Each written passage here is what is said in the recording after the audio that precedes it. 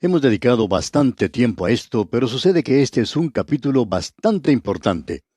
Estamos seguros que muchos expositores han dicho que este es uno de los capítulos más importantes de la Biblia. Quizá podríamos decir que hay un sentimiento unánime en cuanto a esto. Ahora, en el versículo 24 de este capítulo 7 de Daniel leemos: "Y los 10 cuernos significan que de aquel reino se levantarán 10 reyes, y tras ellos se levantará otro, el cual será diferente de los primeros, y a 3 reyes derribará." En este capítulo estamos mirando a la cuarta bestia que observó Daniel en su visión. Usted recordará que había otras 3 bestias. El león, que representaba la cabeza de oro de la imagen que había soñado Nabucodonosor, y eso era Babilonia. Luego tuvimos el oso, y el oso representaba los brazos de plata que representan a su vez el imperio medo-persa. Tuvimos después al leopardo con 4 alas, lo cual representa los lados de bronce, lo que a su vez representa al imperio griego que fue formado por Alejandro Magno. Luego llegamos a esta bestia, a la cuarta bestia indescriptible, separada de las demás, al imperio romano, y es única en cada aspecto de su ser. Estos 3 imperios anteriores ya han desaparecido. Ellos representaron su parte y ya han salido de la escena, digamos, de la historia humana. Ahora nos encontramos en algún punto de esta cuarta bestia.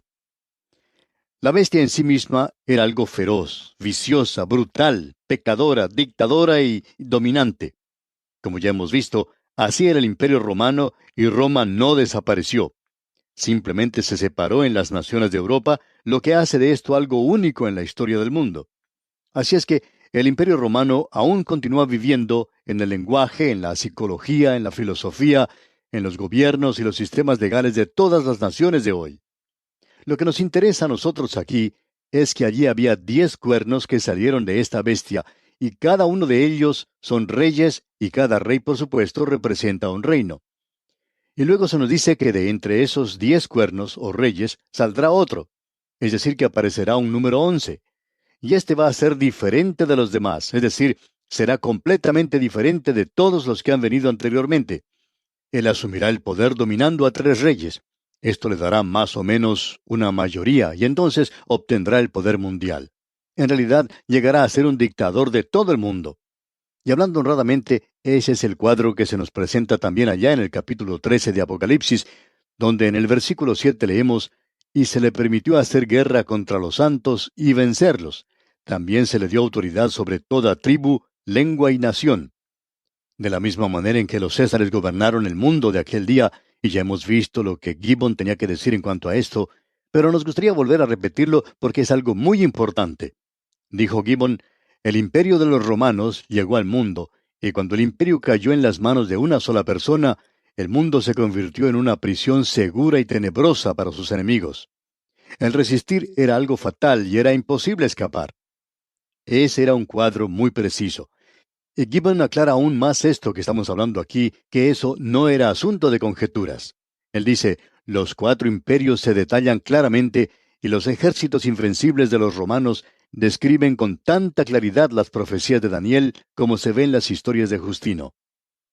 Es así entonces que tenemos ante nosotros al cuarto imperio, o nos encontramos en alguna parte del mismo. Ahora, de este imperio saldrán 10 reyes, y ellos se volverán a unir nuevamente, y de allí saldrá uno, que será este pequeño cuerno. Este será el hombre de pecado, el anticristo, y él va a gobernar sobre todo el mundo. Él llega a obtener el poder mundial. Y eso tendrá lugar en el período de la gran tribulación, un período que nosotros creemos será de 7 años.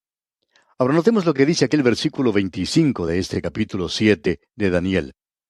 "Y hablará palabras contra el Altísimo, y a los santos del Altísimo quebrantará, y pensará en cambiar los tiempos y la ley, y serán entregados en su mano hasta tiempo, y tiempos, y medio tiempo." Ese pequeño cuerno será un blasfemador. Eso lo vemos nuevamente allá en el capítulo 13 de Apocalipsis. Los versículos 5 y 6 de aquel capítulo dicen: "También se le dio boca que hablaba grandes cosas y blasfemias, y se le dio autoridad para actuar 42 meses. Y abrió su boca en blasfemia contra Dios, para blasfemar de su nombre, de su tabernáculo, y de los que moran en el cielo." Y una de las características del anticristo es que éste está contra Dios y contra Cristo. Eso es lo que anticristo quiere decir: aquel que está contra Cristo.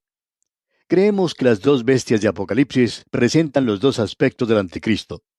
Uno contra Cristo, un blasfemador, el otro un falso profeta. Él actúa como si fuera un cordero, pero es un lobo con ropa de cordero y él trata de imitar a Cristo. También se nos dice que él quebrantará a los santos. Esto literalmente quiere decir que afligirá a los santos, que los perseguirá, y se nos dice que va a hacer eso allá en el capítulo 12 de Apocalipsis, versículos 13 al 17. Luego se nos dice que ese pequeño cuerno cambiará las leyes y costumbres, y vamos a ver que eso ocurrirá en realidad. Ahora, el período del reinado de este pequeño cuerno es de corta duración. Se nos dice que serán entregados en su mano hasta tiempo y tiempos y medio tiempo. 1 año, 2 años y la mitad de 1 año, es decir, 3 años y medio. Y es durante ese último período de 3 años y medio de la gran tribulación cuando Él reinará sobre la tierra. Este hombre viene y aparecerá sobre esta tierra algún día, y será un líder religioso y será un líder falso. Habrá un líder político, y él también va a ser un líder falso. Este va a llegar a ser un dictador mundial. Ahora en el versículo 26 de este capítulo 7 de Daniel leemos, pero se sentará el juez, y le quitarán su dominio para que sea destruido y arruinado hasta el fin. Ahora note usted que dice, pero se sentará el juez. Esto que dice aquí nos hace recordar de una escena en el cielo, mencionada ya en los capítulos 4 y 5 de Apocalipsis, donde se nos presentan estos tronos. Lo determinan aquel sentado en el trono central y el Cordero, quien es el ejecutor del juicio. También todas las inteligencias creadas y redimidas por Dios en los cielos concuerdan que la bestia debe ser dominada. Su dominio debe concluir, y él mismo debe ser juzgado. Pero se sentará el juez. Y eso no puede ser cambiado. Su juicio continúa a través de la gran tribulación y es consumado por medio del regreso de Jesucristo a la tierra para establecer su reino. Este es el período conocido como la época o el tiempo de los gentiles. Comenzó hace mucho con Nabucodonosor y continuará hasta cuando Cristo venga a esta tierra a establecer su reino. Ahora el versículo 27 del capítulo 7 de Daniel continúa diciendo, y que el reino y el dominio y la majestad de los reinos debajo de todo el cielo se ha dado al pueblo de los santos del Altísimo, cuyo reino es reino eterno, y todos los dominios le servirán y obedecerán. Ahora, esta es una referencia al reino eterno que aparece primero en su aspecto milenario, allá en Apocalipsis capítulo 20, y luego se abre hacia la eternidad. A veces nos cansan un poco esos teólogos de hoy que por mucho tiempo han rechazado la profecía. Simplemente no la estudiaban, y han comenzado a hacerlo ahora, y les gusta encontrar fallas con la interpretación premilenaria de esto, y dicen, bueno, como se puede ver, el milenio no es correcto, sino que se trata más bien de un reino eterno. Bueno, el milenio es simplemente un período de prueba, tal cual lo es el período en el cual nos encontramos en el presente. Será un período de prueba, pero se dirige y entra en el reino eterno. Cuando ellos hablan así, es tratar de encontrar faltas de una manera minuciosa, cuando en realidad no existe ninguna. Ahora, Ireneo, uno de los padres de la Iglesia, dijo, escuche usted, pero cuando este anticristo haya devastado todas las cosas en este mundo, él reinará por 3 años y 6 meses, y se sentará en el templo de Jerusalén, y luego el Señor vendrá de los cielos en las nubes, en la gloria del Padre, arrojando a este hombre y a aquellos que le siguen al lago de fuego, pero trayendo para los justos el tiempo del reino, es decir, el descanso, ese séptimo día santificado, y restaurando a Abraham la herencia prometida, en cuyo reino el Señor declaró que muchos vendrán del este y del oeste, y se sentarán junto con Abraham, Isaac y Jacob. Hasta aquí las palabras de Ireneo. Ahora hay quienes gustan decir que los padres de la iglesia primitiva no eran premilenarios. ¿Qué piensa usted, amigo oyente, de lo que este hombre Ireneo hablaba en aquella época? Una vez más debemos decir que es cansador escuchar a estos que tratan de disipar y disolver el milenio y el programa de dispensación de Dios para este mundo. Esta gente trata de citar a los padres de la iglesia primitiva diciendo que dijeron esto o aquello, algo que en realidad no tiene ninguna referencia a lo que estamos hablando. Ahora aquí tenemos otra cita.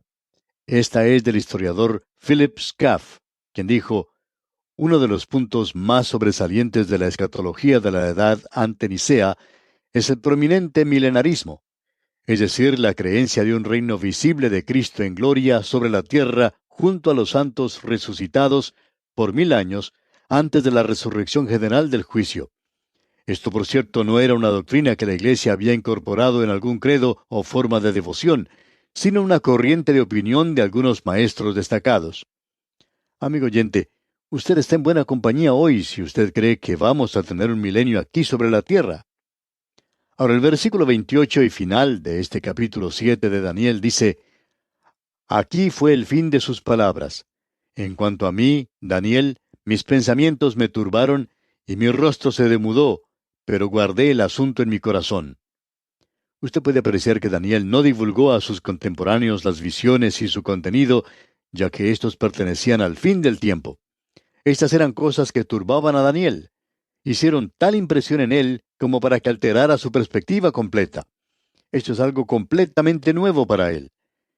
El estudio de la profecía de este día no es por tanto para una gratificación egoísta de la curiosidad o de un conocimiento vano, sino que el estudio de la escritura profética debe hacerse cuidadosamente, en oración, y esto tiene un efecto transformador en la vida. Si el estudio de la profecía no le cambia a usted, amigo oyente, entonces es mejor que estudie alguna otra cosa, porque ese es el propósito de esto. Si todo lo que logra es hacer de usted una persona que arguye y que quiere llevar a cabo debates en lugar de tratar de esparcir la palabra de Dios, entonces, amigo oyente, hay algo que no anda bien. Porque el propósito de esto es que usted y yo podamos ser transformados por esto. Bien, llegamos ahora al capítulo 8 del libro de Daniel, y aquí Daniel presenta la visión del carnero y del macho cabrío y de otro pequeño cuerno. Este es un capítulo muy importante y aún así ya ha sido cumplido. Todo esto, cuando fue presentado, era profético, pero ahora ha sido ya cumplido. De paso, digamos que este es el capítulo que muchos de los críticos radicales usan como base para dar una fecha más tardía a la escritura del libro de Daniel. Su argumento se basa en esto. Bueno, nosotros sabemos que el profetizar en cuanto al futuro es algo sobrenatural. Nosotros no creemos en lo sobrenatural. Por tanto, esto no puede haber sido dado como una profecía, sino que fue escrito más tarde como historia. Amigo oyente, este es probablemente uno de los argumentos más débiles que exista. No es nuestro propósito en este estudio el entrar en asuntos contradictorios, pero queremos decir esto, que uno no puede mantener eso de una fecha posterior a la escritura de Daniel. El libro de Daniel fue escrito por Daniel. Siempre nos hace pensar esto en lo que Mark Twain dijo en cuanto a Shakespeare. Hay personas que debaten si fue Shakespeare el que escribió Shakespeare. Hay personas que opinan que fue alguna otra persona. Bueno, Mark Twain contestó esto y dijo: Shakespeare no escribió Shakespeare. Fue escrito por otro hombre que se llamaba igual. Bueno, amigo oyente, usted puede decir lo mismo en cuanto al libro de Daniel para contestarle a los críticos y decirles: Daniel, en el año 600 antes de Cristo, no escribió Daniel, sino que fue escrito por otro hombre llamado igual y en la misma época. Bien, con esto entramos ahora al capítulo 8. En los primeros 14 versículos tenemos la visión del carnero y del macho cabrío. Luego se nos presentan los acontecimientos comenzando con el versículo 8 hasta el versículo 14. Y luego del versículo 15 en adelante tenemos el significado o la interpretación de la visión. Esto es hasta el fin del capítulo, versículo 27. Observemos esta profecía por un momento. Esta es una profecía de un carnero que tenía dos cuernos diferentes. Y el macho cabrío, con un cuerno, coloca, por así decirlo, un microscopio en el conflicto que ha existido entre el segundo y el tercer imperio mundial en la lucha entre el Oriente y el Occidente. Eso era importante para el Oriente, el Occidente, Asia y Europa. Es el imperio de los medos y los persas y luego el imperio griego. Aquí una vez más vamos a ver un pequeño cuerno. Esto ya ha sido cumplido en Antíoco Epífanes y vamos a apreciar esto cuando nos toque leer este capítulo. Veremos que todo esto ya ha sido cumplido. Ahora hay algo más que debemos decir antes de entrar de lleno en el capítulo 8. Y es que comenzando con el versículo 4 del capítulo 7 que acabamos de finalizar, esa sección fue escrita en arameo, que era el idioma original de Siria. Ese era el idioma original de Siria. Aquí volvemos al hebreo, pero usted y yo vamos a continuar con nuestra traducción en castellano, por supuesto. Así es que esto hace de esta sección algo muy interesante. Lo que ya hemos visto fue dado del idioma mundial de aquellos cuatro imperios. Ahora vamos a tener algunas cosas específicas presentadas ante nosotros en esta parte aquí. En nuestro próximo programa, Dios mediante, veremos la división del imperio del carnero en 4 reinos, y esto envolvió seriamente a Israel. Luego veremos la caída del imperio medo-persa y cómo cayó. Bien, amigo oyente, tenemos que detenernos aquí porque nuestro tiempo ha llegado a su fin por el día de hoy. Le sugerimos leer todo el capítulo 8 del libro de Daniel para estar al tanto de lo que estudiaremos en nuestro próximo estudio. Deseamos a usted las ricas bendiciones del Señor.